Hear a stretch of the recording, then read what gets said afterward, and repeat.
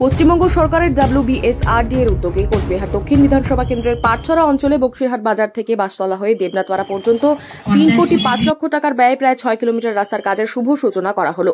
পাটছড়া অঞ্চলের এই রাস্তার কাজের সূচনা করেন রোগী কল্যাণ সমিতির সদস্য অভিজিৎ দেবভৌমিক। উপস্থিত ছিলেন জেলা পরিষদের সভাধিপতি সুমিতা বর্মন সহ অন্যান্য নেতৃত্ব।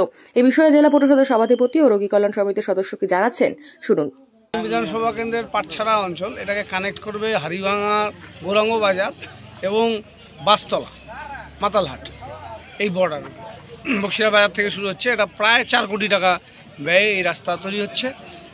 প্রায় 6 কিলোমিটার রাস্তা SRDA করবে কাজটা।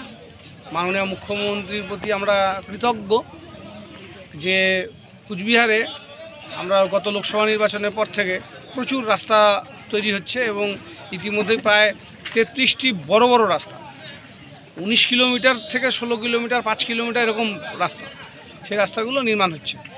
তো আমরা মাননীয় মুখ্যমন্ত্রীর প্রতি কৃতজ্ঞতা জ্ঞাপন করছি এবং এই এলাকাবাসী যারা 2021-এ আমরা তাদেরকে সেইভাবে পাশে পাইনি, তাদের কাছেও আবেদন থাকবে যে উন্নয়নের সাথে যুক্ত হন।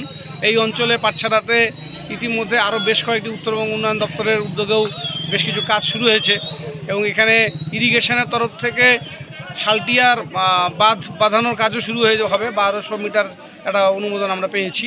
কাজে প্রচুর কাজ হচ্ছে পাটছড়া অঞ্চলে। আমরা মানুষের আশীর্বাদ প্রার্থনা করছি 2026-এর জন্য।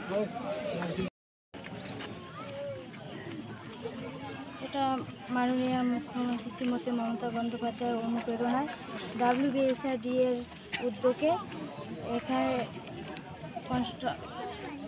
Construction bituminous road Boxirhat market to Battala via Debnath পাড়া উইথিন কুচবিহার 1 ল্যান্ড 750 প্রায় মিটার বরাদ্দ আছে 3 কোটি 5 লাখ।